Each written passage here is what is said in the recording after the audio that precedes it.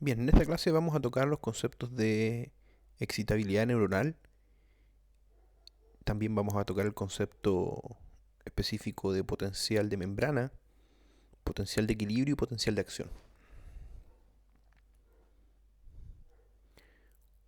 Uno de los conceptos más importantes a discutir para entender la excitabilidad neuronal es el concepto de potencial de membrana. ¿Qué es el potencial de membrana? En la imagen vemos una célula en un cultivo especial. En este caso es un osito de rana de la especie de Xenopus, que está siendo registrado su potencial de membrana mediante la utilización de un microelectrodo, que en este caso es un electrodo que tiene una punta específica de vidrio. Pero analicemos el concepto desde su raíz. Pensemos en el concepto de potencial. ¿Qué es el potencial? Y para definir el concepto de potencial, ya sea desde su concepción como palabra, la palabra potencial la podemos asociar a la energía. Del punto de vista coloquial, el concepto potencial significa capacidad, lo podemos asociar a cierta capacidad que tiene alguien de desarrollar incluso, cuando hablamos de que alguien tiene cierto potencial. Pero nosotros también sabemos que la energía existe en dos formas, ¿cierto? Existe en su forma cinética, que es cuando está generando movimiento, así como también en su forma potencial. Si definimos la energía, sabemos que la energía es la propiedad que tiene la materia para generar trabajo en forma de movimiento. La energía siempre se traduce en la generación de movimiento. Si definimos la energía potencial, es la energía que se le puede asociar a un cuerpo o sistema que se encuentra en un estado conservativo en virtud de su posición o de su configuración. La energía potencial entonces de campo en el punto A se define como el trabajo requerido para mover una masa desde un punto de referencia, un nivel de tierra, hasta un punto A. Por definición, el nivel de tierra tiene energía potencial nula, o sea, tiende a tener energía potencial cero. ¿Dónde nosotros podemos encontrar energía potencial? ¿Y dónde podemos asociar el concepto de energía potencial en un ejemplo común? Tenemos el ejemplo de la energía potencial gravitacional, que se da producto de la diferencia de altura que hay inicialmente generada por la pendiente de esta montaña rusa, asociada obviamente a la existencia de la fuerza de gravedad, que es la que permite que que el vagón o los carros de esta montaña rusa puedan ir desde un punto o nivel en este caso A hasta un punto donde la energía potencial es nula. ¿Sí? En este caso, en el caso de la energía potencial elástica está asociada a los cuerpos que tienen esta característica elástica, que cuando se deforman, cuando son deformados, después de que la fuerza que los deformó, que cambió su longitud inicial, cuando esa fuerza desaparece, estos cuerpos pueden volver, gracias a sus características elásticas, a su forma inicial. Por lo tanto, nuevamente volvemos al concepto.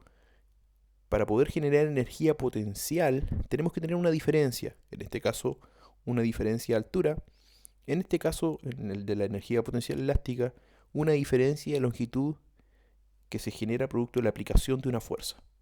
Aquí tenemos la energía potencial suficiente para que este sujeto, cuando suelte el proyectil, esta energía potencial transforme en movimiento el lanzamiento de ese proyectil. También tenemos energía potencial gravitacional, por ejemplo, en el flujo de agua que lleva un río, o la corriente del río. La corriente, el concepto corriente, significa movimiento. En este caso, corriente de agua es el movimiento de masas de agua que se mueven siempre a favor de la gravedad, producto de la diferencia de altura desde donde se originan estos ríos por el derretimiento de los hielos hasta su lugar de desembocadura, que es casi siempre por lo general en el mar. Diferencia de altura. Corrientes de aire. También el aire permite movimiento de grandes masas de aire que se van a mover también específicamente por la generación inicial de una potencialidad, de una energía potencial. Sabemos que el aire se mueve desde lugares donde el aire tiene una mayor temperatura hacia lugares donde el aire tiene una menor temperatura. Y eso es lo que permite movimientos de masas, en este caso de partículas de gas, de un lugar hacia otro. La imagen muestra dos baterías en las cuales nosotros podemos aplicar el concepto de energía potencial. Las baterías no son otra cosa que energía potencial eléctrica almacenada, y por eso es que su unidad, la unidad de energía, se mide en voltios. El voltaje es la unidad para medir la energía potencial eléctrica almacenada en estos aparatos, en estas baterías.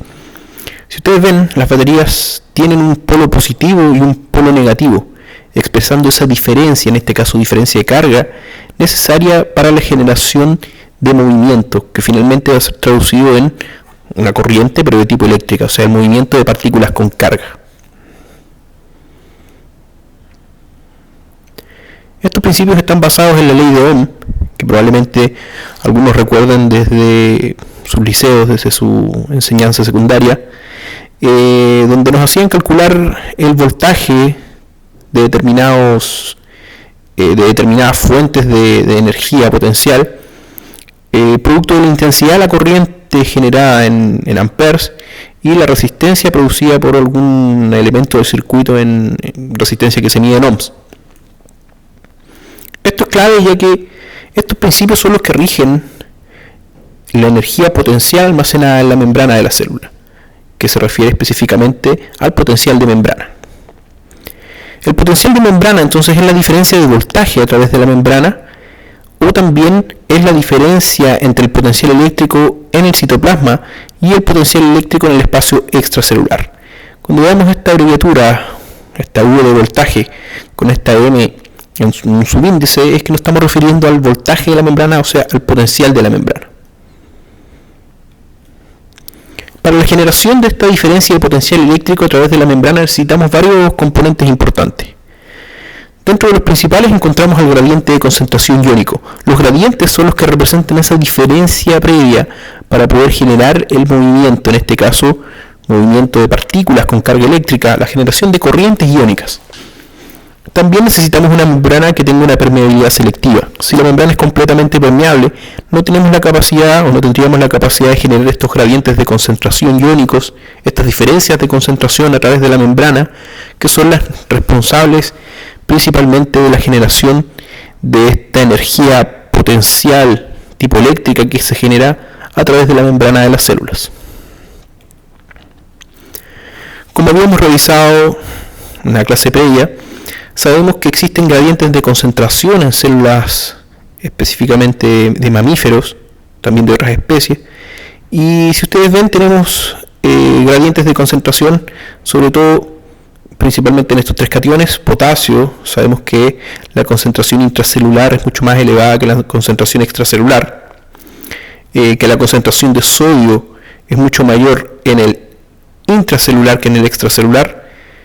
El calcio también tiene una mayor concentración extracelular, a diferencia del cloruro, este anión que tiene una mayor concentración también en el extracelular. El sodio y el potasio son los que nos vamos a enfocar principalmente por su participación en, uno, la génesis del potencial de membrana, y otro, en el caso del sodio, para el origen y la propagación de los potenciales de acción. Los canales iónicos son clave para la difusión de estos electrolitos a través de la membrana.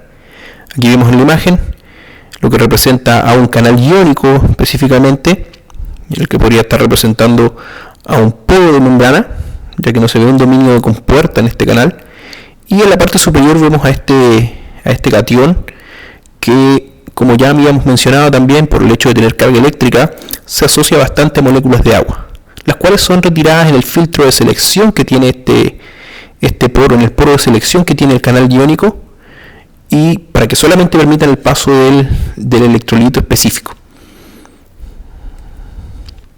En las membranas tenemos dos tipos de canales iónicos. los canales de reposo, que ya los habíamos mencionado en la clase de mecanismos de transporte, y que normalmente permanecen abiertos y no son influenciados de forma significativa por factores extrínsecos o intrínsecos como los cambios en el potencial de la membrana. Por otro lado tenemos canales regulados que se abren y se cierran gracias a un dominio de compuerta que les permite responder a diversos estímulos. La mayoría de estos canales se encuentran cerrados cuando la membrana de las neuronas, por ejemplo, de los músculos esqueléticos, se encuentra en reposo. Existen también variaciones de estos canales en que en un estado de reposo o en un estado constante se encuentran principalmente abiertos y por un estímulo tienden a su cierre.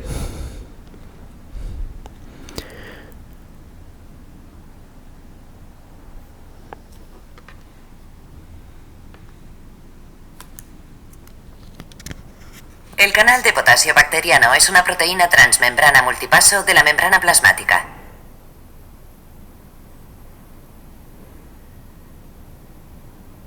Está formada por 4 subunidades idénticas dispuestas simétricamente. Un poro en el centro de la proteína permite el paso selectivo de los iones de potasio a través de la membrana. 4 bucles rígidos de proteína, cada uno aportado por una de las subunidades, forman un filtro selectivo en la parte más estrecha del poro. Esta estructura es la responsable del elevado grado de selectividad del canal para los iones de potasio sobre los iones de sodio.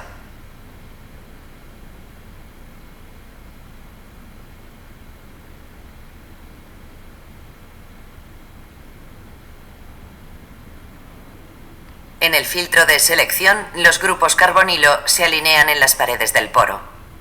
Estos grupos carbonilo están espaciados de forma precisa, de manera que interaccionan con los iones de potasio no disueltos, equilibrando la energía necesaria para eliminar su envoltura de hidratación.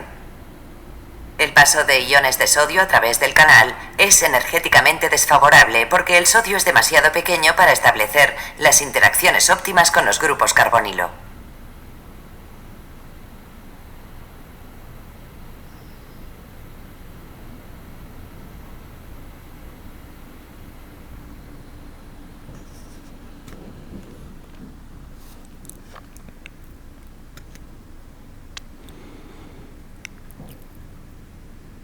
Entonces eso representaba un canal de potasio, en este caso un canal bacteriano, que es bastante similar a los canales de reposo de potasio que nosotros encontramos en las células, bueno, en la mayoría de nuestras células.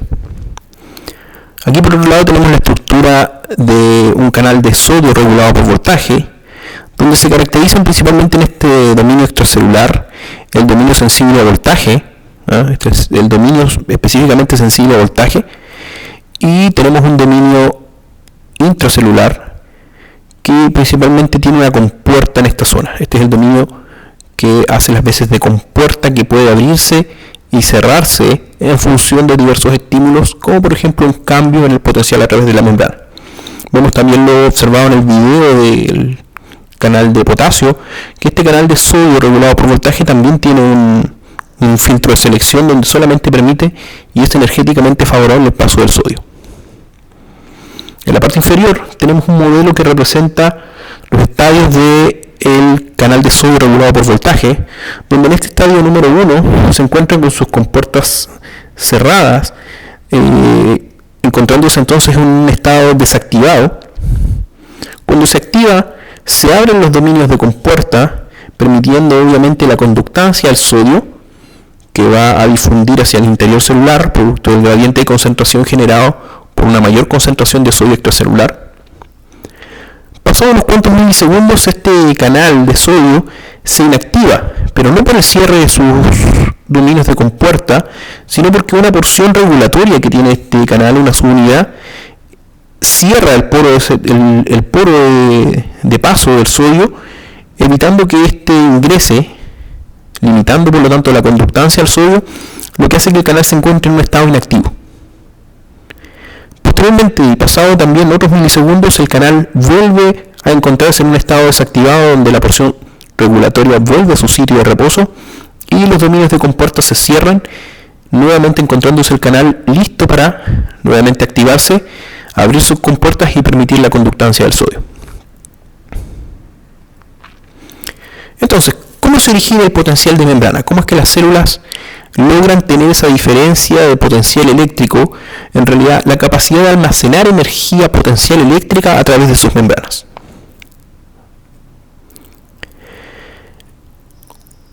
Una primera teoría fue que la sodio-potasio ATPasa, que la bomba sodio-potasio ATPasa, esta pre-ATPasa que participa en el bombeo electrolítico, en este caso de sodio y potasio, contra su gradiente de concentración, gastando ATP para el bombeo, se pensaba que esta bomba, al ser una bomba electrogénica, contribuía de manera importante y era la principal responsable de la generación de este potencial de membrana en reposo. ¿Por qué a la bomba sodio-potasio se le denomina una bomba electrogénica? ¿Ya? La bomba electrogénica, esa denominación, se da gracias a que la estoquiometría de la bomba sodio-potasio ATPasa es una estoquiometría de 3s2. ¿Qué quiere decir?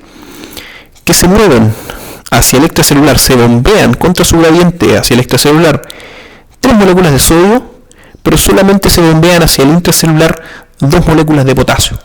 Por lo tanto, con cada movimiento, con cada bombeo de la sodio-potasio ATPasa, el interior celular queda con una carga neta de -1. O sea, dejamos al interior celular con un desbalance de una carga positiva menos respecto al movimiento neto y al movimiento total de carga, lo que genera esa diferencia inicial necesaria para la generación de cualquier tipo de potencial.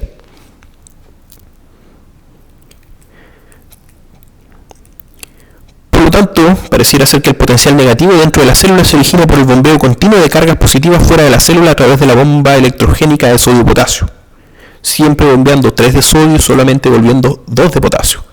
Sin embargo, se demostró que el potencial de membrana se mantiene por largos periodos después de la aplicación de venenos metabólicos que bloquean el metabolismo dependiente de ATP.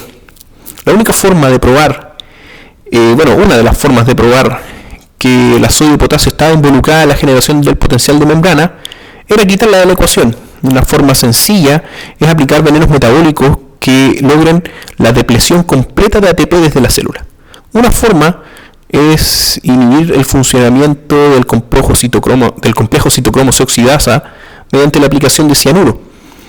Esto va a depletar o va a disminuir de manera muy importante los niveles intracelulares de ATP y con esto evitando el funcionamiento del bombeo de la bomba sodio-potasio ATPasa. Pero se demostró que el potencial de membrana se mantiene por largos periodos después de que esto ocurre. Por lo tanto, la contribución de la bomba sodio-potasio ATPasa al potencial de reposo, si bien existe, es muy pequeña. ¿Qué determina entonces el potencial de membrana en reposo? ¿Qué va a ser el responsable de la génesis de que nosotros tengamos este potencial de membrana en reposo con las características que tiene? Los principales responsables de esta característica de la membrana van a ser los canales iónicos de reposo. ¿Cómo los canales iónicos de reposo van a contribuir a la génesis del potencial de membrana?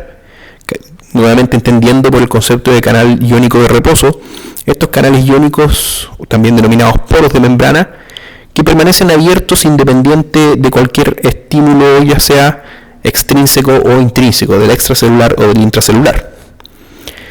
Fijémonos en este ejemplo y pensemos en esta especie de estructura que tenemos en la imagen como una especie de pecera, ¿no?, que tiene agua en su interior, y esta franja de color gris que separa a un lado del otro, pensemos que es una bicapa lipídica sintética, como la del ejemplo de transporte, que quiere decir que no tiene en este momento ninguna proteína integral, por lo tanto no tiene canales, transportadores, etc. Solamente es una doble capa de fosfolípidos. Esto también tiene agua en su interior. Si ustedes recuerdan, el agua también es bastante poco probable que se mueva por los fosfolípidos, a través de los fosfolípidos de la membrana.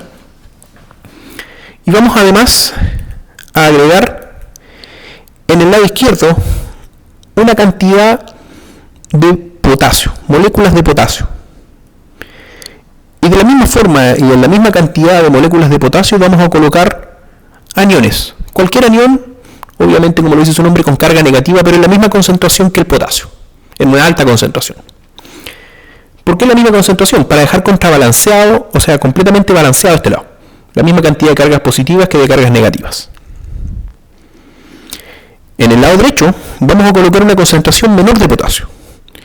Y para balancear también el lado derecho, vamos a colocar una concentración baja también, pero en la misma cantidad que de potasio, de aniones.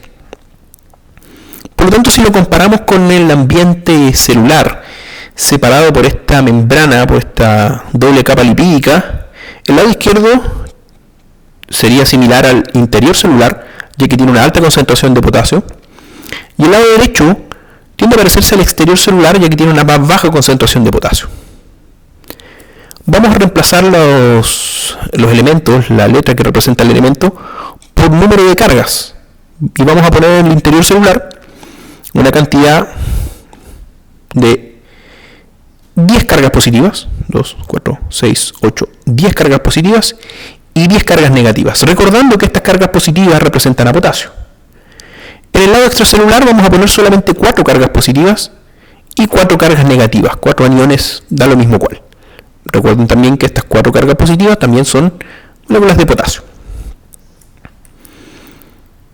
Vamos a, obviamente, hacer la consulta y analizar, entendiendo que el interior celular, al tener el mismo número de cargas positivas que de cargas negativas, se encuentra desde el punto de vista eléctrico en un estado electroneutral, porque tiene el mismo número de cargas positivas que de negativas, por lo tanto no hay un predominio de carga neta. Lo mismo pasa en el exterior celular. También al tener 4 cargas positivas y 4 cargas negativas, tenemos una electroneutralidad. Como paso siguiente, vamos a insertar ahora en la membrana esta estructura de color naranja que estaría representando a un canal de reposo del potasio, o como se denominan en las células, un canal de fuga para el potasio. Recordando que la concentración de potasio es mayor en el intracelular y por lo tanto estos canales representan una forma en que el potasio tiene para fugarse de la célula de manera constante. Entonces, al insertar este canal de reposo para el potasio, que recuerden siempre se mantiene abierto y permite el paso prácticamente libre de potasio a favor de su gradiente, ¿qué esperaríamos que pasara teniendo este escenario?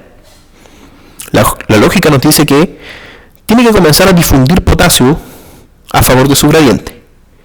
Y por lo tanto vamos a mover una carga de potasio, vamos a mover una carga única de potasio, un catión desde el intracelular hacia el extracelular. Solamente habiendo movido una carga positiva, vamos a analizar ahora el balance neto de carga del intracelular. El balance neto del intracelular ahora tiene un predominio electronegativo, ya que tiene una carga negativa más que cargas positivas. Y el extracelular también quedó con una carga positiva más que una carga negativa, por lo tanto ahora el extracelular tiene un predominio que es electropositivo, generando de inmediato una diferencia, generando de inmediato esa diferencia de carga eléctrica, esa diferencia de carga neta necesaria para la generación de un potencial eléctrico. Lo que nos va obviamente a permitir, si es que nosotros registráramos el voltaje almacenado, ya tendríamos un valor. En el escenario anterior, donde teníamos los dos sitios con una electroneutralidad, si yo comparo la diferencia de potencial entre el intracelular y el extracelular, en ese momento la diferencia de potencial habría sido 0 voltios. ¿Qué pasa si yo muevo otra carga positiva desde el intra al extracelular? Cosa que todavía podría ser posible ya que tenemos un gradiente a favor. Vamos a mover una segunda carga positiva, lo que nos genera que el interior ahora quede con una mayor diferencia de carga, una mayor diferencia entre cargas positivas y negativas, por lo tanto el interior ahora es mucho más electronegativo. Tendríamos un voltaje mayor, una mayor diferencia entre el interior y el exterior, porque ahora el exterior es mucho más electropositivo, lo que aumentaría la magnitud del voltaje almacenado en la membrana, de la energía potencial almacenada a través de la membrana. ¿Qué indica? ¿Qué debería seguir ocurriendo en esta situación? Tenemos 2, 4, 6, 8 cargas positivas en el intracelular y solamente 6 en el extracelular. La lógica, podríamos pensar que debería ser que las cargas positivas se igualen en ambos lados, o sea que quedamos con 7 cargas positivas en el intracelular y 7 cargas positivas en el extracelular. Pero si yo intento mover una carga positiva más,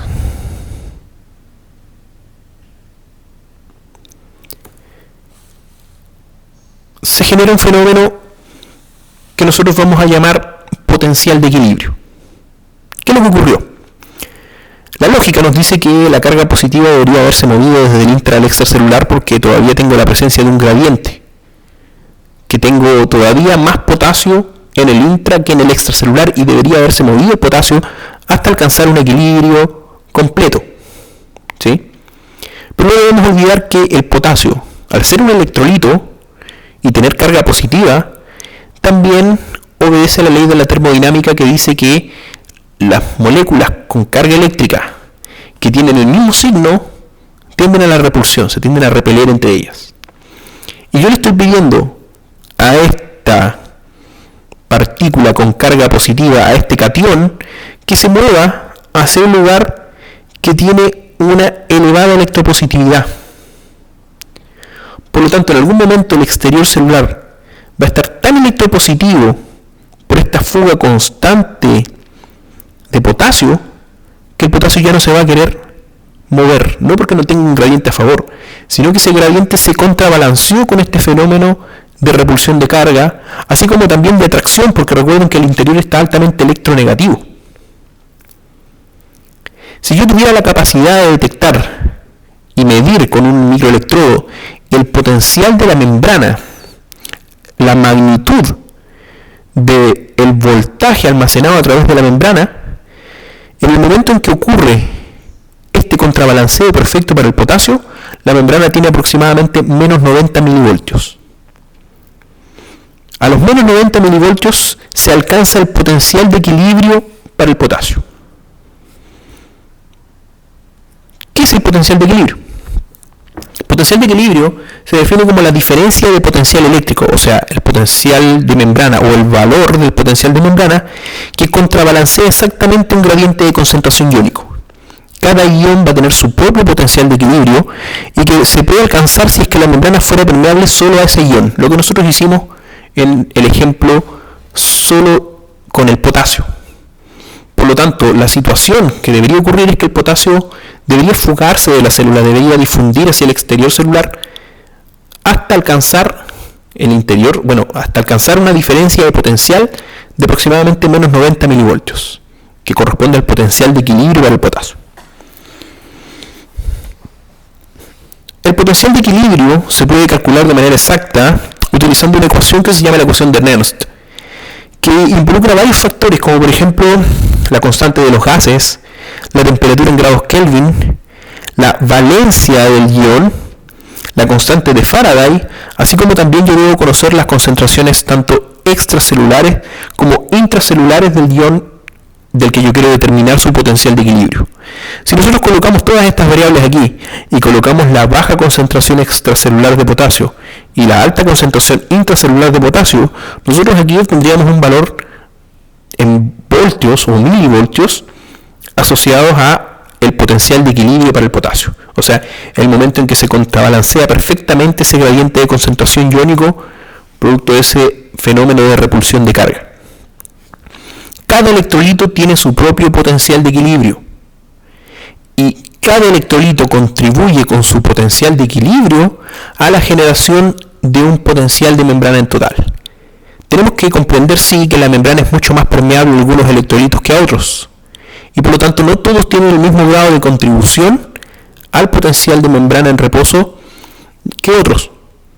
Si pensamos, el potencial de la membrana en reposo de una célula puede variar, pero es bastante cercano a los menos 70, menos 80 milivoltios, lo que hace muy similar al potencial de reposo para el potasio.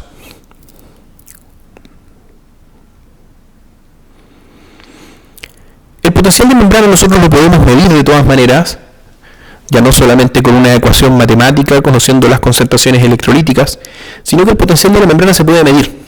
Y para eso utilizamos microelectrodos.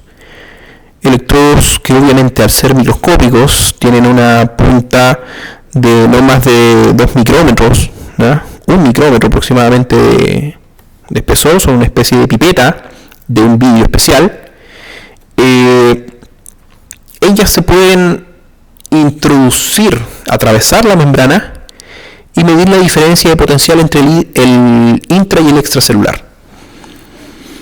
Para eso se requieren herramientas bastante específicas como micromanipuladores. Yo no puedo pretender insertar un microelectrodo con la mano o a pulso. Tengo que utilizar micromanipuladores que me permitan mover estos microelectrodos a razón de unos pocos micrómetros, como un tornillo micrométrico de un microscopio, por ejemplo. Necesito sensores de voltaje altamente sensibles, etc. ¿no? Y ahí tengo el montaje teórico de cómo se evaluaría el potencial de la membrana. ¿ya?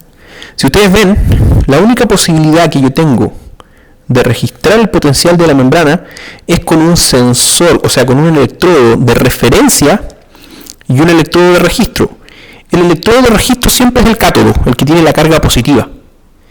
Y por lo tanto, el cátodo debería estar ubicado siempre en el lugar donde la polaridad es positiva, para poder yo registrar el potencial de la membrana de la manera correcta, o el potencial eléctrico de alguna fuente de voltaje de la manera correcta.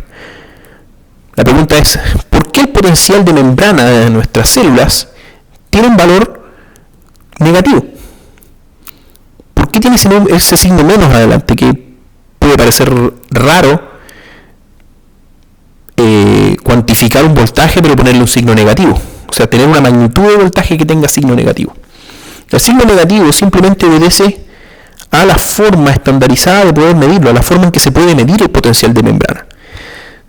Si usted quiere registrar, por ejemplo, el voltaje de una batería, y esta es la batería de un vehículo, por ejemplo, uno utiliza herramientas de este tipo, un voltímetro, un multitester, como se conoce también, que permite no solamente medir voltaje, sino también corrientes, amperajes, como se menciona, o resistencia.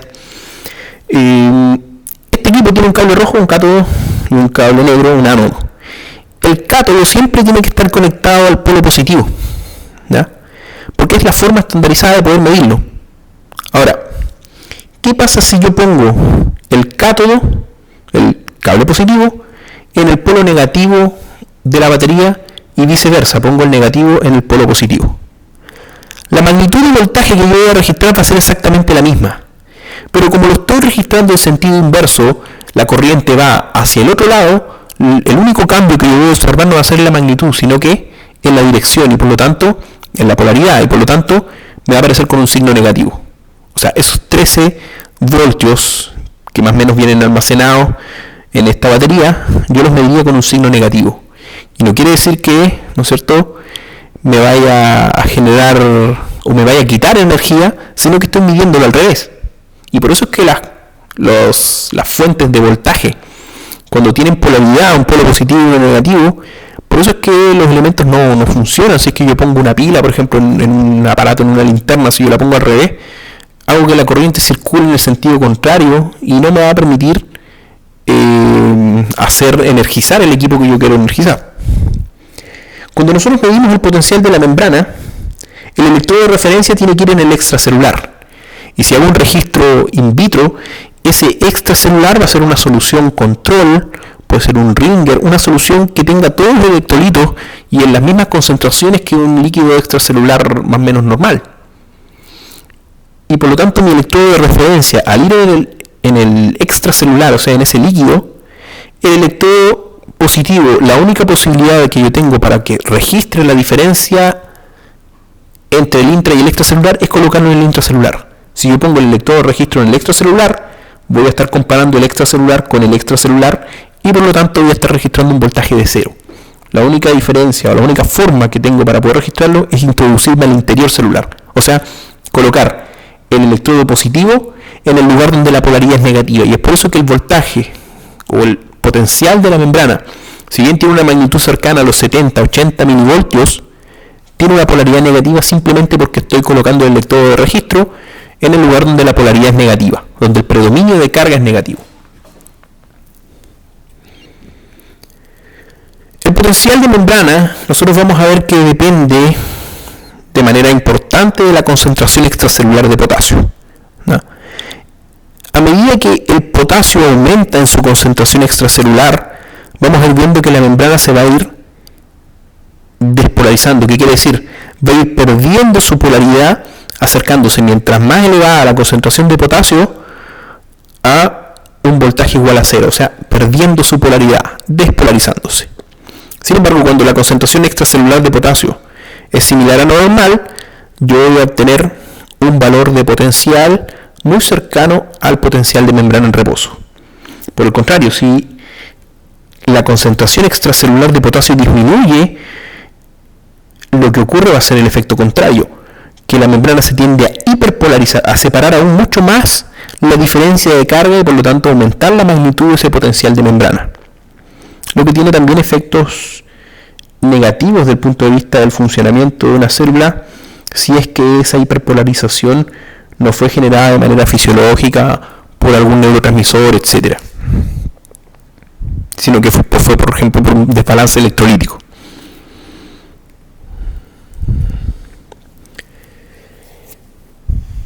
Si nosotros pensamos entonces y vemos que uno de los principales contribuyentes a la generación de un potencial de membrana en reposo es el potasio, ya que su constante fuga nos va a generar un interior celular con un predominio de carga electronegativo, uno podría pensar, bueno, ¿por qué no es el cloruro el que también puede configurar el potencial de membrana? El cloruro tiene un gradiente a favor para que difunda hacia el interior de la célula, o sea, tengo una alta concentración de cloruro en el extracelular y una muy baja concentración de cloruro en el intracelular. Por lo tanto, fácilmente podría ser el cloruro el principal contribuyente en la generación del potencial de membrana y el mayor participante en la generación de esa diferencia de potencial eléctrico. Si bien el cloruro tiene un potencial de equilibrio cercano a los menos 80 milivoltios, ¿qué quiere decir? El cloruro va a hacer ingreso a la célula si es que la membrana fuera permeable al cloruro hasta que se alcancen los menos 80 milivoltios, muy cercano al potencial de membrana. La membrana en reposo es muy poco permeable al cloruro. ¿Qué quiere decir? Existen muy pocos canales de fuga o de reposo para el potasio. No existen prácticamente, o si los hay, si es que en realidad sí los hay, sino que no existen muchos canales de reposo para el cloruro. Los que más hay son canales regulados. Por lo tanto, cuando la membrana se encuentra en reposo, la membrana es muy poco permeable al cloruro, pero es altamente permeable al potasio. Existe una alta densidad de canales de reposo para el potasio en la célula. Y por lo tanto es la fuga constante de potasio la que genera esa electronegatividad en el interior, porque al potasio al fugarse con su carga positiva, deja el interior con un predominio de carga electronegativo, a un valor bastante cercano al potencial de equilibrio para el potasio. Ahora, ¿por qué no es exactamente igual el potencial de equilibrio para el potasio? Porque si bien hay muy pocos, en realidad sí hay pocos, pero hay canales de reposo para el sodio, canales de reposo para el calcio, canales de reposo para el cloruro, que si bien se mueven muy poco, también se mueven y también contribuyen en algo, y por lo tanto eso es lo que hace que el potencial de membrana en reposo no sea exactamente igual al potencial de equilibrio para el potasio. El potencial de membrana no solamente es el que nos permite y nos genera esa diferencia de potencial eléctrico para generar corrientes iónicas que generen exclusivamente potenciales de acción. Es una de las importantes bases para la generación de un potencial de acción. O sea, una célula excitable no podría generar un potencial de acción si no tuviera un potencial de membrana de base o un potencial de reposo de base. Pero el potencial de membrana tiene bastantes roles que van mucho más allá del potencial de acción. Por ejemplo, el potencial de membrana está encargado de regular los ritmos circadianos en las células encargadas de esa finalidad. La contractilidad muscular también está regulada por el potencial de membrana. La audición depende mucho de cambios en el potencial de la membrana sin llegar a ser potenciales de acción en algunos casos. El control del volumen celular, recuerden que el potencial de la membrana, estamos hablando de concentraciones electrolíticas y los electrolitos mueven agua y por lo tanto el volumen celular también depende mucho del potencial de membrana. La secreción de algunas células glandulares depende del potencial de membrana, cambios en la polaridad de la membrana. La proliferación celular también es un fenómeno que depende del potencial de la membrana. El ciclo celular y la pigmentación, específicamente las células que producen pigmento como la melanina de nuestra piel. Aquí tenemos el ejemplo de uno de los roles del potencial de membrana en una función que no tiene que ver específicamente con un potencial de acción. Esta es una célula beta del páncreas encargada de la síntesis y secreción de insulina. Aquí, en este sector de la membrana, vemos un mecanismo regulado principalmente por el potencial de la membrana. Si hacemos un acercamiento a esta zona, vamos a ver que en esta zona encontramos un canal de potasio regulado por los niveles de ATP o NAD, H o NAD, ¿sí? Que lo que hacen es inhibir este canal de potasio. Es un canal de potasio que se encuentra comúnmente abierto. Es un canal regulado de potasio, pero que se encuentra abierto.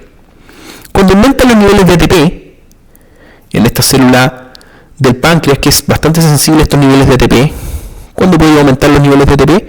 Cuando aumentan los niveles cuando aumenta la glicemia, en realidad, aumenta la entrada de glucosa a la célula, aumentando obviamente la glicólisis y estos ciclos oxidativos, llevando a una mayor síntesis de ATP, que lo que va a hacer es cerrar este canal de potasio.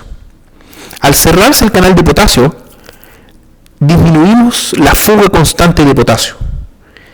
Al disminuir la fuga de potasio, al disminuir la difusión neta de potasio, lo que hacemos es permitir que el potasio se quede en el interior en una mayor proporción y por lo tanto generando que la membrana se tienda a despolarizar, a disminuir su negatividad. Cualquier cambio que disminuya la negatividad del interior celular es una despolarización. Y esa despolarización de la membrana, sin llegar a generar un potencial de acción, porque esto no es una neurona ni una fibra muscular y por lo tanto no genera potenciales de acción, solamente la despolarización de la membrana es la que estimula la apertura de estos canales de calcio dependientes de voltaje, dependientes de un cambio en el voltaje de la membrana. Cuando cambia el voltaje de la membrana, se produce la despolarización, se abren estos canales de calcio permitiendo el aumento del calcio intracelular, permitiendo también que se libere más calcio del retículo endoplásmico, y ese calcio es el que va a actuar como un segundo mensajero en este caso, como un elemento que permite la señalización para que las vesículas contenedoras, en este caso de insulina, se fusionen con la membrana y por exocitosis se libere su contenido, en este caso que es la insulina, que tiene como objetivo, sabemos, disminuir los niveles de glicemia. Por lo tanto, tenemos ejemplos donde el potencial de la membrana no solamente es la base para el potencial de acción, sino que tiene otros roles muy importantes, como ya vimos incluso hasta el ciclo de la división celular.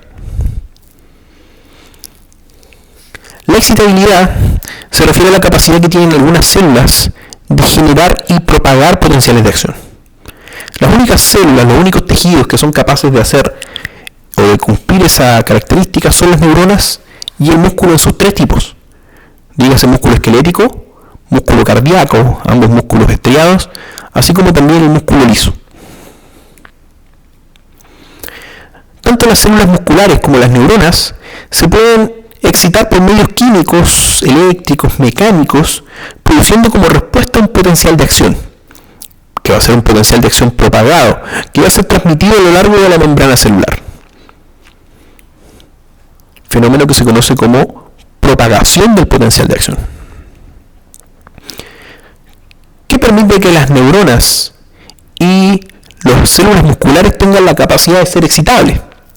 Si pensamos, la excitabilidad, la propagación de un potencial de acción, la despolarización que ocurre en la membrana, podría tener dos posibilidades.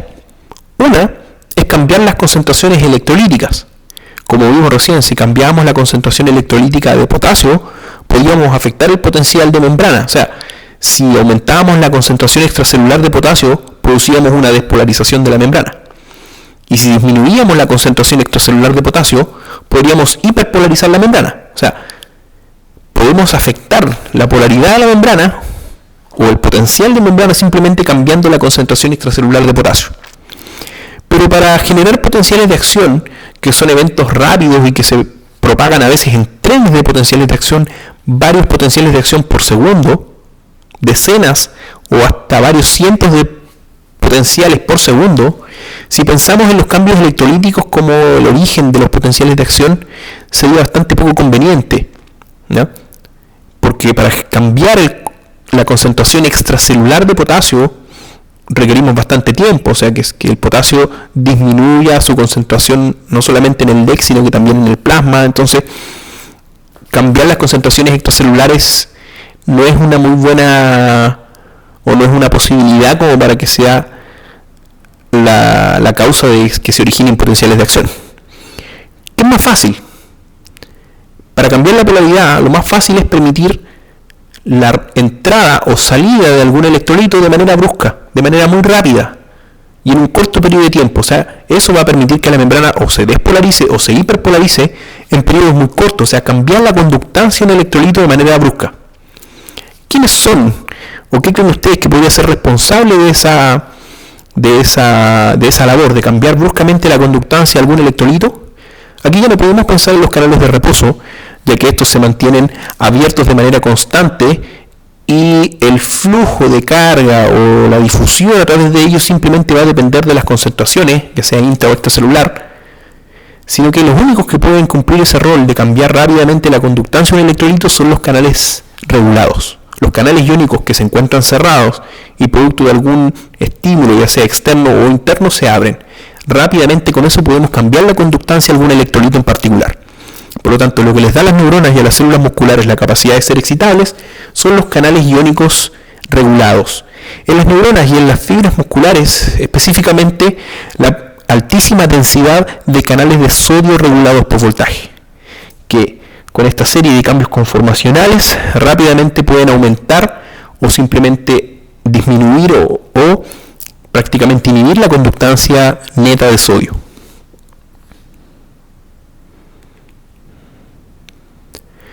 Cuando se aplican estímulos que pueden abrir estos canales regulados por voltaje, estímulos principalmente eléctricos, se pueden generar potenciales locales no propagados, que se conocen como potenciales sinápticos o potenciales electrotónicos, así como también se pueden generar potenciales propagados que se denominan potenciales de acción, que se propagan de manera, ¿no es cierto?, ininterrumpida a lo largo de todo el axón.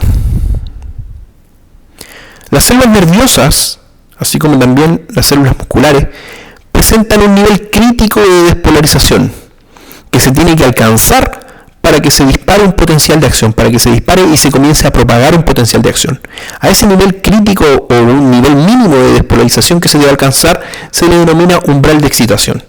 Y ese umbral de excitación está definido en la conocida ley del todo o nada, que establece la presencia de este umbral de excitación, que si es alcanzado, se va a propagar un potencial con una magnitud máxima, y si no es alcanzado, simplemente tenemos la despolarización local que se propaga por cortas distancias como un potencial electrotónico o como potenciales sinápticos si es que proviene desde las dendritas de una neurona y que por lo tanto no va a llegar a generar un potencial de acción.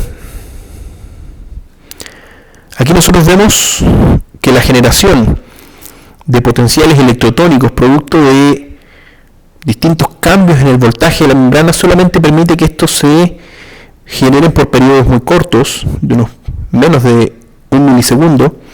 Sin embargo, si la despolarización inicial alcanza el nivel de disparo o nivel de descarga, o también denominado umbral de excitación, ese nivel de despolarización mínima, se genera un potencial de acción propagado, que se va a propagar a lo largo de la membrana de manera continua y de manera autoamplificada, que cada segmento de la membrana vaya amplificando y manteniendo esa magnitud del potencial de acción, que es lo que permite que se propague de manera ininterrumpida hasta alcanzar los terminales sinápticos del axón.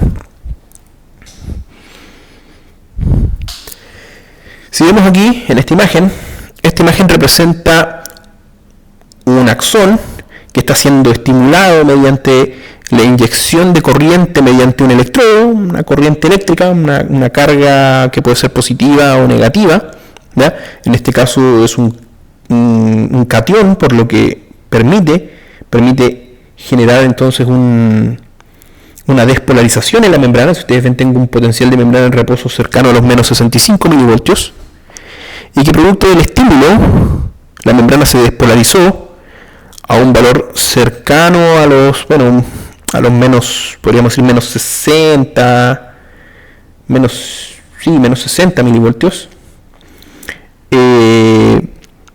Despolarización que, si bien se propaga unos segmentos a distancia, la magnitud de la despolarización va siendo cada vez menor, producto de que esa magnitud inicial, la despolarización inicial, no alcanzó el umbral de excitación, quedando esto solamente como un potencial electrotónico, este cambio en el potencial de membrana que rápidamente es recuperado y la membrana recupera su polaridad.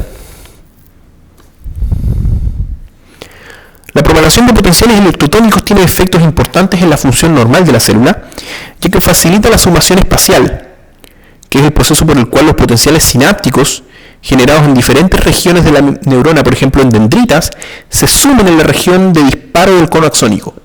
Si pensamos en una neurona con varias dendritas desplegadas, si pensamos que a esas dendritas cada una recibió descarga de neurotransmisores y cada una de esas dendritas se despolarizó hasta cierto nivel, sin alcanzar obviamente el umbral de excitación, ese fenómeno se va a propagar por una distancia corta y obviamente disminuyendo su magnitud. Las dendritas tienen también la capacidad especial de disminuir y de atenuar bastante la magnitud de los potenciales.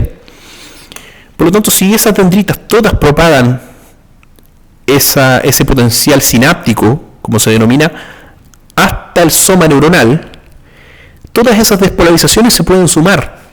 Y si en el cono axónico la suma total, la sumación de esas despolarizaciones, de esos potenciales sinápticos, alcanza el umbral de excitación, eso sí va a permitir la propagación de un potencial de acción a lo largo del axón. O sea, probablemente la despolarización de una dendrita hubiera alcanzado y se hubiera atenuado bastante hacia el soma y hacia el cono axónico, y no se hubiera alcanzado el umbral de excitación en esa región, pero la sumación de todos los potenciales sinápticos provenientes de varias dendritas probablemente puedan alcanzar el umbral de excitación, permitiendo el disparo de un potencial de acción. Por eso es que los potenciales electrotónicos y los potenciales sinápticos tienen un efecto importante también en la función normal.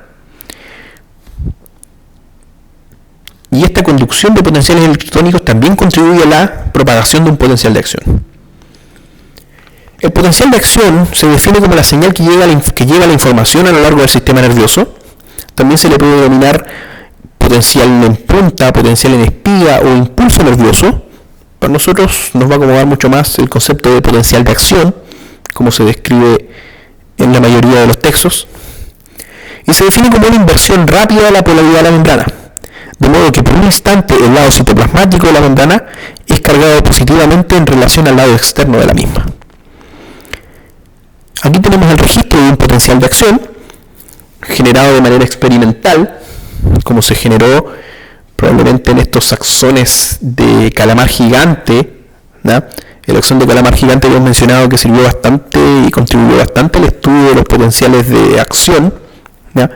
Ya que el ser gigante facilita mucho más la colocación de electrodos y la medición, y además que los medios de trabajo eran bastante sencillos, ya que bastaba un poco de agua de mar para mantener ese axón por un tiempo bastante prolongado, ¿no es cierto?, funcional. Tampoco se necesita una temperatura fisiológica de 37 grados, porque estamos hablando de tejidos que se encuentran y que funcionan a las temperaturas de las aguas del mar. Por lo tanto, no se necesita mantener la temperatura a 37 grados como si hubiera sido un axón de un mamífero, ¿no? Son diferentes las concentraciones electrolíticas, sí. O sea, ¿qué quiere decir? Tenemos mucho más sodio y más potasio porque estamos hablando de agua de mar, agua salada, y por lo tanto es bastante distinta del NEC, ¿no?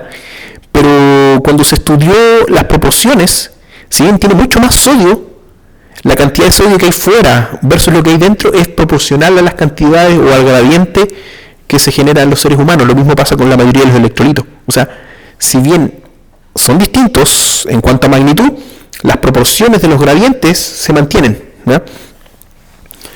Entonces, este es el potencial de acción que podría haberse registrado en ese modelo experimental, donde tengo un estimulador en esta región del axón y aquí tengo un sensor de voltaje con un microelectrodo obviamente dentro del axón para poder registrar esa diferencia potencial entre el extracelular y el intracelular. Una vez que se produce el estímulo, se genera un periodo de latencia, y este periodo de latencia está definido simplemente por el tiempo en que demora la propagación del potencial desde el lugar del estimulador hasta el lugar donde está el microelectrodo de registro. Y este periodo de latencia, una vez que el potencial de acción alcanza la despolarización de esta región, comenzamos a observar un periodo o una fase de despolarización del potencial de acción, caracterizada principalmente por un aumento en la conductancia al sodio, un gran aumento en la permeabilidad al sodio y por lo tanto una entrada de sodio a la célula. Corriente de sodio que en algún momento va a disminuir, prácticamente se va a inhibir, para pasar a una fase de despolarización, que es contrarrestada a la entrada de sodio con una salida de potasio. Si pensamos, el sodio contribuye a la salida del potasio, ya que el interior celular se va a cargar con una polaridad positiva.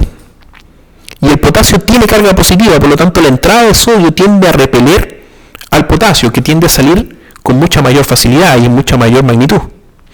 Y eso es lo que permite la repolarización de la membrana. Eso, sumado a la apertura de canales de potasio regulados por voltaje, permite una gran salida de potasio, que tiende a salir incluso en una cantidad mayor a la necesaria para contrabalancear las cargas. Y por eso es que sale más potasio y la membrana se tiende a hiperpolarizar, porque la conductancia del potasio, si bien es mucho más lenta la salida de potasio que la entrada de sodio, se mantiene por un periodo más prolongado, permitiendo que el potasio salga en una mayor cantidad, hiperpolarizando la membrana por un periodo de tiempo bastante acotado en realidad. Tengo recuperada la polaridad y luego obviamente las bombas electrolíticas son las que se encargan de restablecer los gradientes y dejarlos como estaban, para que si bien yo tenga un potencial de membrana similar al inicial, sea con las concentraciones electrolíticas nuevamente ajustadas para que pueda nuevamente entrar sodio para generar otro potencial de acción. Si vemos aquí, en esta imagen, en la condición A, están representándose los canales de sodio en este color celeste, los canales de potasio en este color violeta, y en color verde se representan los canales de cloruro, pero no los vamos a mencionar mucho. Y bueno, y aquí está la sodio, potasio y TPasa, que lo que hace es sacar el sodio y devolver el potasio. En esta condición A, que es la condición de reposo representada por esta línea azul, en la condición A se muestra que hay entrada de sodio, porque se sabe que hay canales de reposo para el sodio que, si bien existen en muy baja cantidad, existen, y por lo tanto se representa esa entrada de sodio a través de los canales de reposo de sodio. Hay una gran fuga de potasio, representada por la gran densidad de canales de reposo para el potasio, así como también una ligera entrada de cloruro a través de canales de reposo para el cloruro. Estos estarían representando principalmente los canales de reposo. Y por eso que tengo un potencial de membrana cercano a los menos 70 a menos 80 milivoltios. En la condición B, después de la aplicación de un estímulo, si ustedes ven, en este mismo canal se aumenta la conductancia al sodio, ya que este canal está representando no solamente a los canales de reposo, sino que la conductancia aumentada se debe a la apertura de canales de sodio regulados por voltaje, lo que genera una despolarización en la membrana, hasta un nivel de disparo de aproximadamente más 30 más 40 milivoltios.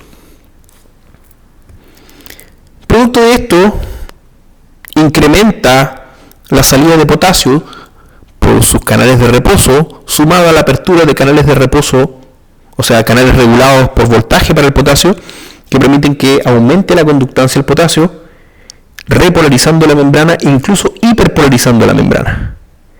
Y aquí es donde comienza la contribución de las bombas electrolíticas que permiten ajustar nuevamente las concentraciones y los gradientes electroquímicos.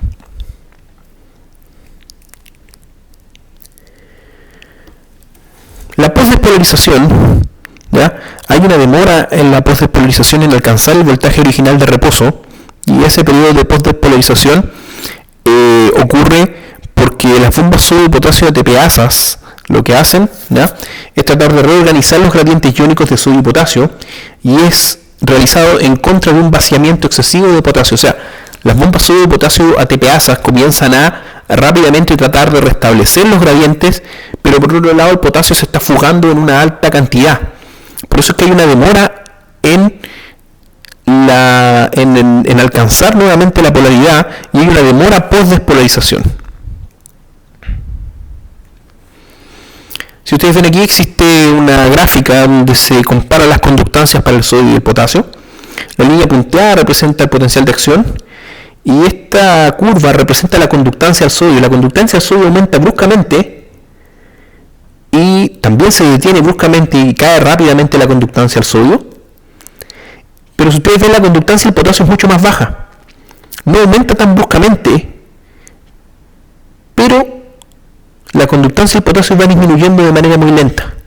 Y por lo tanto el potasio, si bien está saliendo de manera más lenta, sale por más tiempo. Y eso es lo que permite y lo que genera este periodo de hiperpolarización posterior a la fase de repolarización del potencial de acción, por una salida continua y prolongada de potasio. También existe un periodo de post-hiperpolarización, ya que los canales de potasio regulados por voltaje que están abiertos adicionan a la membrana en reposo más permeabilidad al potasio, además de la permeabilidad para que el ion sodio también, que está reducida debido al cierre e inactivación de los canales de sodio. O sea, en ese periodo la membrana es fácil en recuperar su polaridad e incluso en hiperpolarizarse, porque se inhibe la conductancia al sodio y aumenta la conductancia al potasio, que se ve de manera adicionada por la presencia de estos canales dependientes de voltaje para el potasio. Consecuentemente, el potencial de membrana cambia en dirección al potencial de equilibrio del potasio, causando que la membrana se hiperpolarice, este fenómeno que nosotros observamos acá, esta hiperpolarización, y que se mantiene hasta que los canales de potasio regulados por voltaje se cierren por completo. Una vez que se cierren, yo vuelvo a tener la fuga normal de potasio, la fuga constante de potasio, lo que me va a generar que el potencial tienda a volver a su valor de reposo original. Desde el punto de vista funcional, en la fase de repolarización, nosotros vamos a tener dos periodos que se denominan periodos refractarios, en que la membrana se encuentra refractaria a la propagación de un potencial de acción. ¿Qué quiere decir refractario? Que no funciona, que no responde, ¿ya? Y ese periodo refractario lo vamos a dividir en dos fases: un periodo refractario absoluto y un periodo refractario relativo. Es bastante similar a las contraindicaciones que tienen los medicamentos. Cuando son contraindicaciones absolutas, quiere decir que no se puede consumir el medicamento, por ejemplo, bajo ninguna de esas contraindicaciones. O sea, si usted tiene esa contraindicación, nunca puede tomar el medicamento. Y cuando son relativas, quiere decir que pueden causar ciertos problemas, pero a veces se sopesa el riesgo y se puede asumir, ¿no es cierto?, y se puede tratar con el fármaco siempre en supervisión del médico.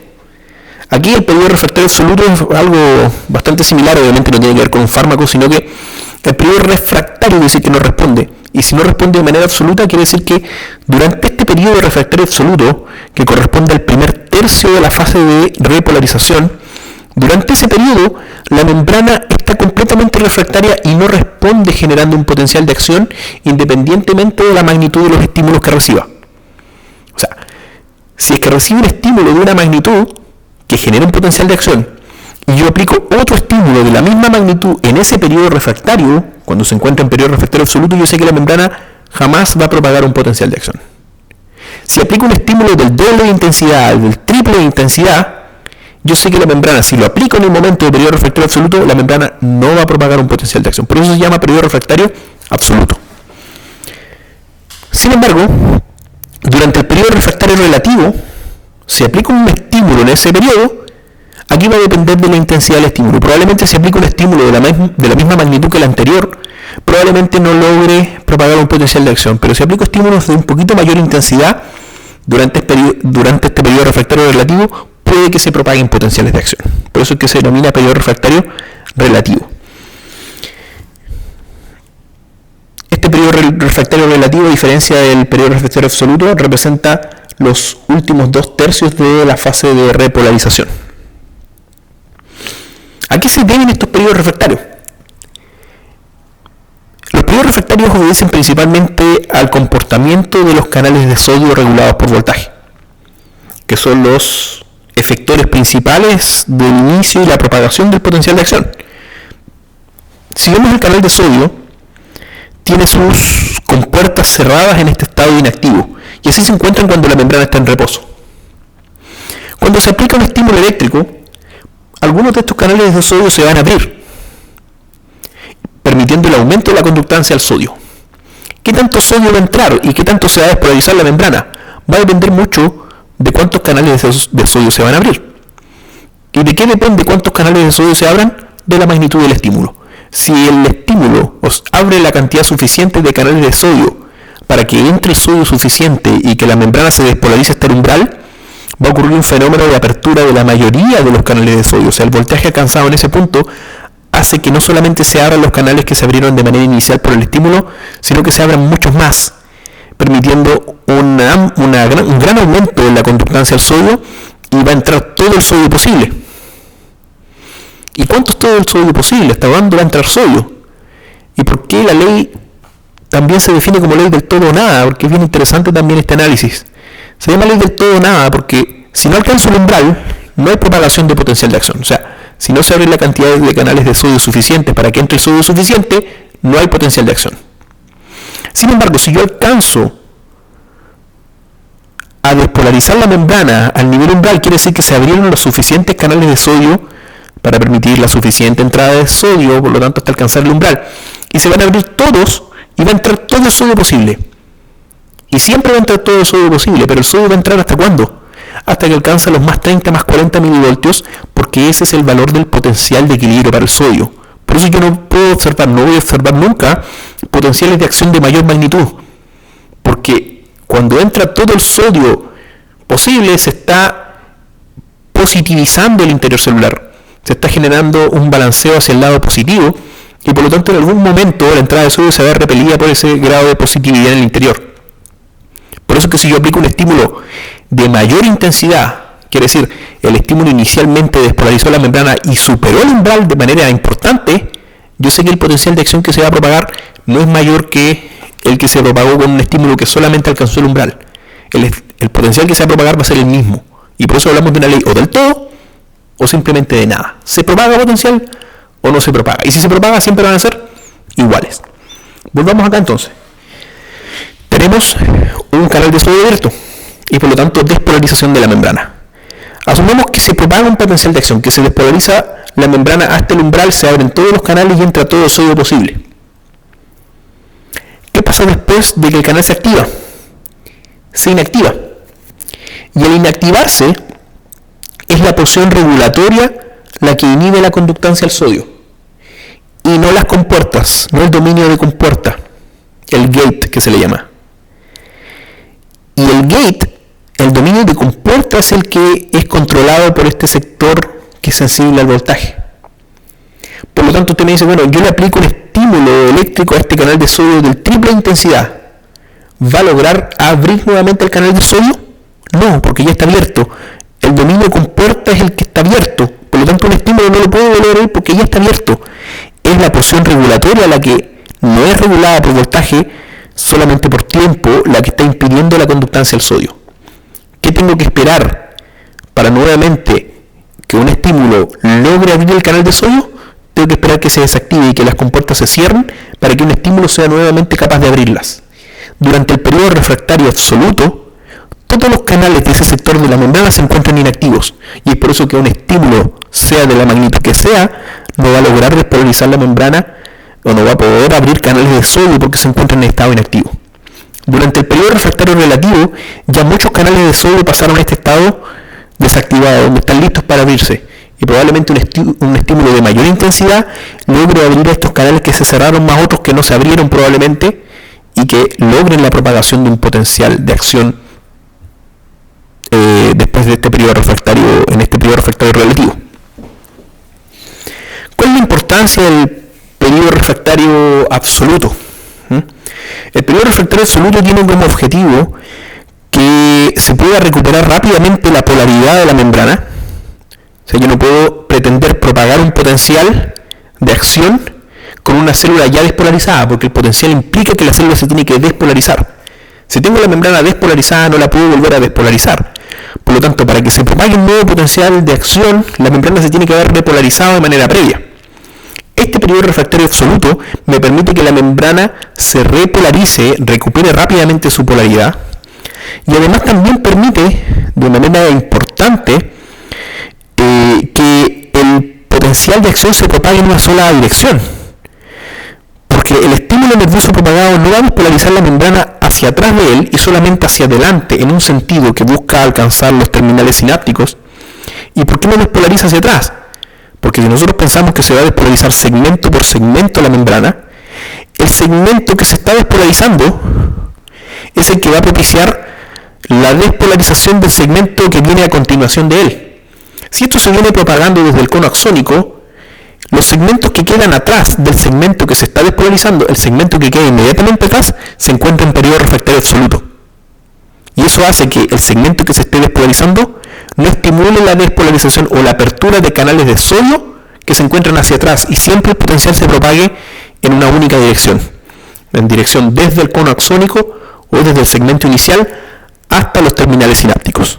Por lo tanto, también el periodo refractario, además de permitir una rápida recuperación de la polaridad de la membrana, también permite que la propagación del potencial de acción sea en un único sentido y no se tienda a devolver, porque el segmento que se está despolarizando estimula el segmento atrás de él, porque ese segmento se encuentra en periodo refractario absoluto.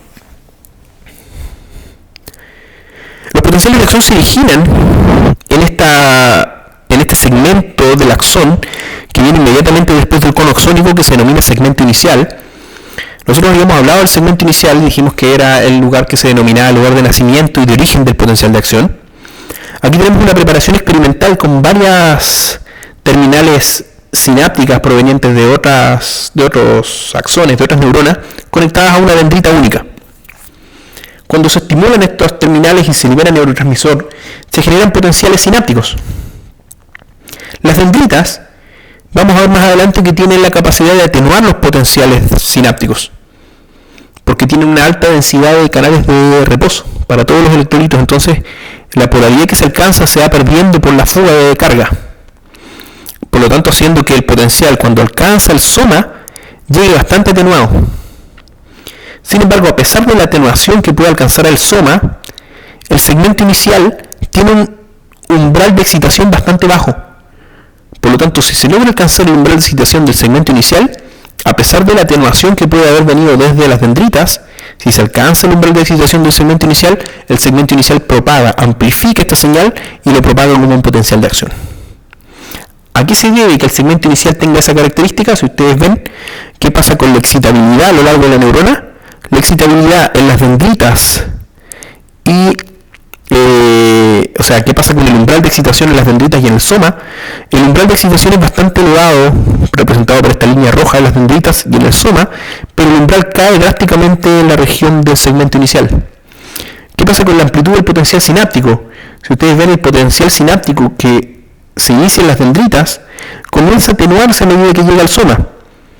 Una vez que alcanza el soma, la atenuación ya no es tan importante, pero una vez que alcanza el segmento inicial, el potencial sináptico se puede amplificar si es que alcanza el umbral de excitación. Y ahora sí, ¿a qué se debe esta diferencia de excitabilidad? Se debe principalmente a la densidad de los canales de sodio. Si ustedes ven aquí, existe una muy baja densidad de canales de sodio en la dendrita y en el soma. Tiene una baja densidad de canales de sodio regulados por voltaje. Sin embargo, el segmento inicial tiene una muy alta densidad de canales de sodio.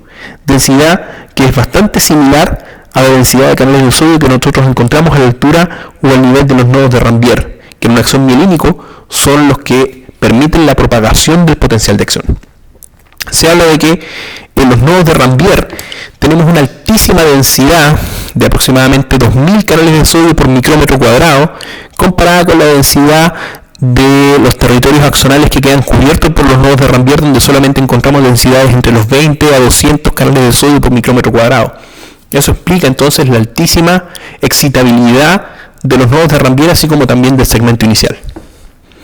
Y es por eso que los potenciales de acción en los axones, las corrientes iónicas que se generan en el cono axónico, específicamente el segmento inicial, se propagan por el medio del intracelular y solamente vuelven a reaparecer en los sectores donde hay una alta densidad de canales de sodio.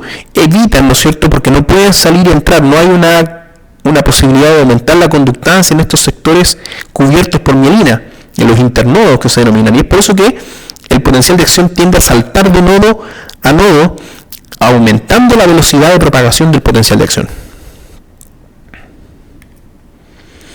La velocidad de conducción de un axón mielínico va a depender de principalmente dos factores. El factor principal es el diámetro. Mientras más grueso es un axón, mientras más mientras mayor calibre, mientras mayor diámetro tenga el axón, más rápido propaga. Y el otro factor importante es la presencia o ausencia de mielina. Nosotros tenemos baja cantidad de fibras sin mielina. Las fibras C son fibras principalmente amielínicas, y es ahí donde nosotros tenemos bajas velocidades de conducción. En fibras motoras, por ejemplo, que son las fibras según esta clasificación de Erlanger y Gasser, esta clasificación nos dice que existen fibras de tipo A, de tipo B y de tipo C. Y a su vez las fibras de tipo A las podemos subdividir en fibras A alfa, A beta, A gamma y A delta. Las fibras A alfa son las fibras encargadas de la propiocepción, fibras motoras somáticas.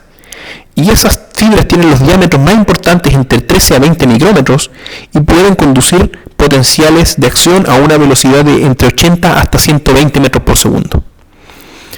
Aquí también en las fibras del tacto de presión tenemos velocidades que van entre los 30 y 70 metros por segundo, con obviamente axones un poco más delgados. Las fibras motoras de los huesos musculares encargados de los reflejos miotáticos tienen diámetros un poco menores, propagando potenciales entre 15 a 30 metros por segundo. Las de dolor, frío y tacto, que son las fibras A delta, entre 2 a 5 micrómetros, propagan bastante más lento, entre 12 a 30 metros por segundo. Y aquí se pueden alcanzar duraciones de la espiga. ¿A qué se llama la espiga? A la forma, al potencial de acción, cuánto dura el pic, cuánto dura la espiga completa, puede durar entre 0,4 a 0,5 milisegundos. Obviamente las fibras lentas, que son las que propagan a velocidades que van entre los 0,5 a 2 metros por segundo, tienen espigas de duración del potencial de acción mucho más largas, porque el potencial se detecta por más tiempo, ya que se propaga a una menor velocidad por ser principalmente fibras sin mielina.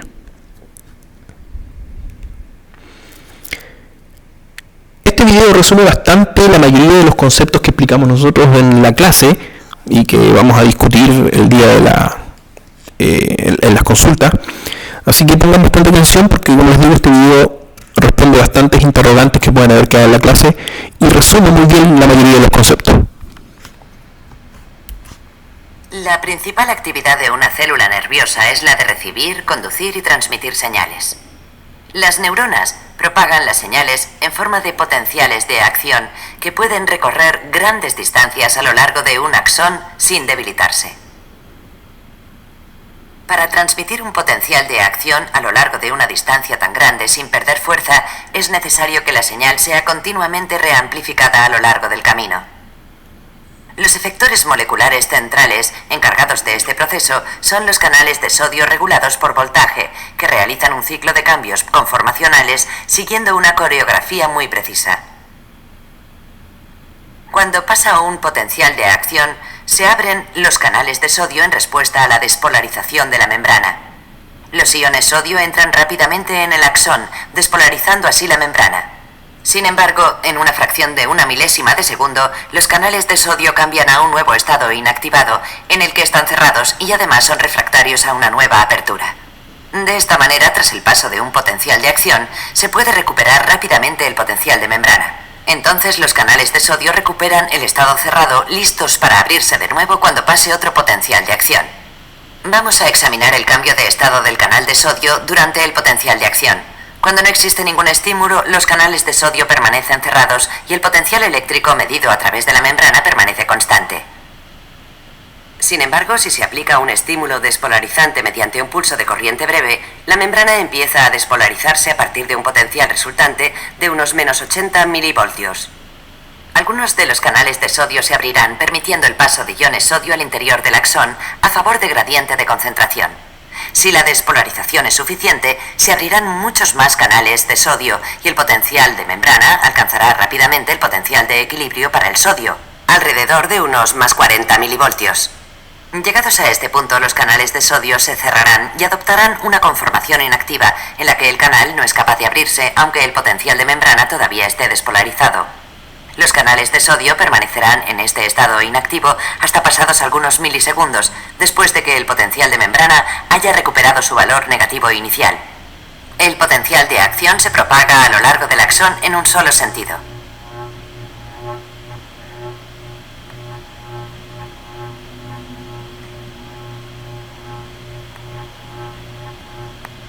El examen de los potenciales de membrana y el estado de los canales de sodio en toda la longitud del axón nos explica por qué sucede así. Cuando un estímulo despolarizante, representado en naranja, alcanza nuestra sección de membrana, los canales de sodio se abren y el sodio fluye hacia el interior del axón. Esto a su vez despolariza las secciones adyacentes de la membrana, representadas en azul, provocando que los canales de sodio adyacentes se abran y el potencial de acción se propague a lo largo del axón. La inactivación de los canales de sodio evita que se propague la despolarización en sentido contrario a lo largo del axón.